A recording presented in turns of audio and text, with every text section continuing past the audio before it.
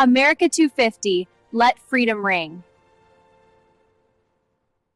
It brings up mixed emotions to represent the U.S. right now, I think. It's a little hard. There's obviously a lot going on that I'm not the biggest fan of, and I think a lot of people aren't. If it aligns with my moral values, I feel like I'm representing it.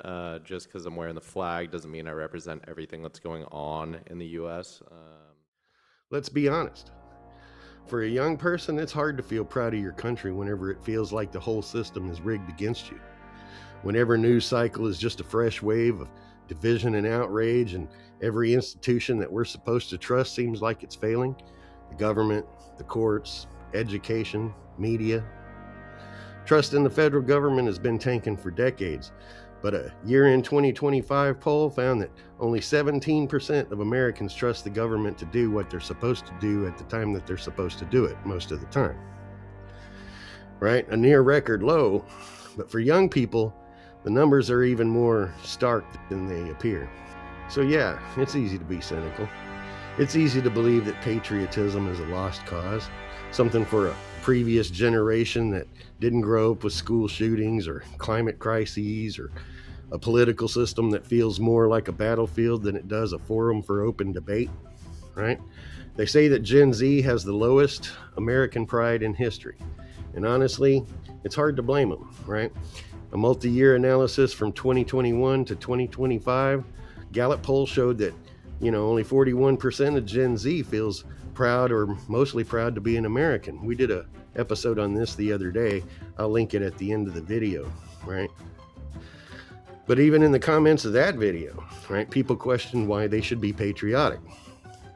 But that feeling of hopelessness is exactly what the broken system wants you to feel, right?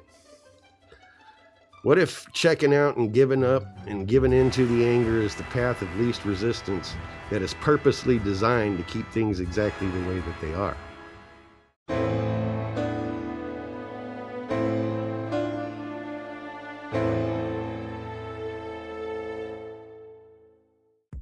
See, this feeling of alienation, it creates a profound sense of loss, right? You feel like a stranger in your own country. You're disconnected, right? You see the flag and you don't feel pride, right? You feel complicated. You hear the anthem and you think more of the division that it represents than the unity that it's supposed to cause, right?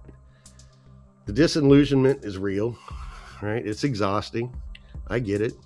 It backs us into a corner. We either disengage because everything is too loud, or we get into a toxic online battle that resolves nothing and goes nowhere fast. We scroll through feeds that are algorithmically designed to make us angry, reinforcing our belief that half the country is our enemy. We see leaders that we don't respect and institutions that seem to be fundamentally broken. So we ask, why be patriotic? Confidence in Congress? It's hit lows around 10%, even after the recent bump. It's still profoundly low, right? We are told that to be a patriot, you have to subscribe to one of two warring political factions, the left or the right. And then whenever you do that, you have to subscribe to one of the smaller factions going on within those, right? And if you don't fit neatly into any one of those particular little boxes, well, there's no place for you in the political system, is there? That's not true patriotism. That's a demand for blind loyalty to a system that doesn't give a shit about you, right? It's hollow and it's a lie. And in the face of that, giving up sometimes seems like the same option. But what if there's a third option? What if the most patriotic thing that you can do right now has nothing to do with who you voted for, has nothing to do with what party you belong to, it has nothing to do with what you post online, what cable news channel that you listen to, who your favorite podcaster is, or any of that kind of stuff? What if the solution isn't to fight a broken system head on, but to make it irrelevant by rebuilding it into something better, something real, and in a very tangible way that you can see and feel every day? That would be a quiet revolution, right? It would be about turning the grand, performative, divisive stage of national politics and focusing on a tangible world around you, right? The world of neighbors and main streets, right? I'm talking about returning to what made America great in the first place. The small town America vibe. You see, what makes a nation great is not the institutions. It's not the government, right? It's not the president. What makes a nation great is the people, right? A strong people, strong families, strong communities. That's the bedrock of a country that is actually capable of living up to the ideals that it holds dear, right? That kind of patriotism, that isn't loud. It's not out there poning the other side, right? It's about building something better. It's about serving your community and being served in return. It's about love, not of a government that's 1,000 miles away, but real people in places that make up our daily lives. What did you learn in class? We learned the presidents. So how do we do it? How do we restore patriotism when we can't even agree on men playing in women's sports? Well, it all begins with a single premise. Focus on what you can control. That's right. See, the political system, it's vast and it's abstract, right? But your home, your street, your neighborhood, your town, those are very real. Those are very tangible. They're things that you can actually touch and things that you can actually get involved with and actually see a return on your investment of time and emotion and pride, right? Before a child ever learns about civics in a classroom, they learn about it at the dinner table. And the family is the first institution, right? And it's the most important one that needs to be rebuilt for patriotism, right? It's not about a specific family structure either. It doesn't matter what your family structure is. It's about the intentionality of cultivating virtues that make people good citizens. Okay. Research consistently shows that parents who model civic beliefs and participate in their community directly shape their child's sense of social responsibility. This is where the abstract concept of values actually become real. Okay, you can't fix Washington, but you can build a home based on integrity, honesty, and respect. You can teach fairness and by how you resolve disputes between your kids, right? You can teach responsibility by assigning them chores and enforcing rules. You can teach empathy by discussing the needs of your children and the needs of others, right? These aren't just family virtues. These are family values, and they're foundational pillars of what makes a functioning society. Make it a tradition in your household to discuss what's happening in the world in a way that supports critical thinking and not cynicism, right? When children see their parents engaging with the world thoughtfully, right? Whether it's discussing current events, volunteering, or carrying out the neighbor's trash, right? They learn that being a citizen is not just a passive role. It's a role that you can take an active part in, right? Build this quiet revolution of patriotism in your own home, focused on building character, a sense of duty to others, and that's the first, most powerful act of patriotism that you can start to rebuild. Here you go. That's $3. Great, thanks. Here you are. Thank you. Enjoy. You too. The next thing you can do is reclaim your local community, right? For generations, American life was defined by this vibrant ecosystem of local associations and what we think of as the spirit of small town America, right? It's a civil society, the spaces where we learn to cooperate, compromise, and solve problems all together, right? It's a complete opposite of the toxic zero-sum game of national politics in Washington, right? While trust in the national institutions has plummeted, your ability to make a tangible impact in your own community is greater than it ever has been before. And this is where the modern desire for action-oriented patriotism can truly shine, right? So put that into practice, right? You can recapture a small town spirit by supporting local businesses, right? The best fight against the corporate machine is to keep your local dollars local, right?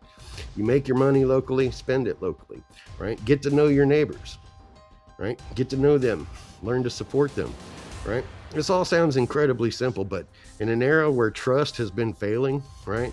It's a radical act to start at this spot, right? We have to rebuild the kind of community where people look out for each other. And that's hard to do on a national scale, but in a neighborhood or in a street, you know, it's a realistic desire that can be accomplished. You can go to a town hall meeting. You can volunteer for a local cause. You can coach a little league team. You know, you can help out at the local library, join a neighborhood cleanup. There are tons of things that you can do to build patriotism right where you are, right? And these actions are the threads that weave the fabric of a community together, right? They create relationships, they build trust, they solve real problems. While the national news wants to show you a country that's tearing itself apart, you can be quietly in the corner stitching your part of the country back together, right? And that, my friends, is an act of profound patriotism. Most people never even consider. Happy 4th, everyone! We've been conditioned to think that patriotism has to be this big, grandiose gesture, right? Running for office, serving in the military, right? Leading a protest movement, something along those lines. And while those are all honorable things to do and they're necessary things, right? But that's patriotism that's accessible to only a few, right? We want patriotism that's accessible to everybody. True patriotism is built on small, consistent acts of civic grace, right? The kind of neighborliness.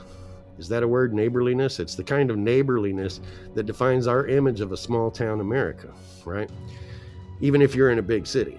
It's checking in on elderly neighbor during a heat wave. It's organizing a potluck for the new neighbors that moved in down the street, right? It's mentoring a young person. It's helping your neighbor's kid with his jump shot, right? For many, patriotism is exactly this. It's helping members of the community, right? Being kind to your neighbors, being kind to the society around you, and being active beyond your own personal goals, right? And these small acts are what transform a collection of houses into a neighborhood, and a collection of neighborhoods into a town, right? They build the kind of trust that interlaces what we associate with classic American communities. And that's what builds a nation. That's how a nation is built. This is the practical application of the values that we claim to hold dear, right? Liberty, equality, pursuit of a more perfect union, right? These ideas that I'm talking about here, they don't live in marble buildings in Washington, D.C., right? They live in your daily actions, right? This approach, it reclaims patriotism and it makes it personal, right? It's not about allegiance to a political party, right? It's a commitment to the well-being of the people around you. It's a patriotism of action and not of words, right? It's a belief that if enough of us commit to building a healthy and functional and compassionate communities right where we live, right where we are, we will in time create a nation worthy of our pride. The feeling of powerlessness, that is a choice, okay? And you have the power to reject the narrative of division and build a new one. So here's the challenge I want to issue to you. This week, take one small, tangible step to begin your own quiet revolution of patriotism, right? Maybe it's introducing yourself to a neighbor that you've never met before, right? Maybe it's finding a local business to start eating at instead of the national chain, right? Maybe you join the neighborhood watch. I don't know. Whatever it is, do it, right? Then come back here and share your ideas, because I want to build a community of people who are trying to rebuild patriotism in America. I mean, it's true. We're living in an era of institutional failure and in an era of declining pride. It's true that it's hard to be a patriot right now for a lot of people, especially young people, right? But the great American experiment was never about putting blind faith into the institutions.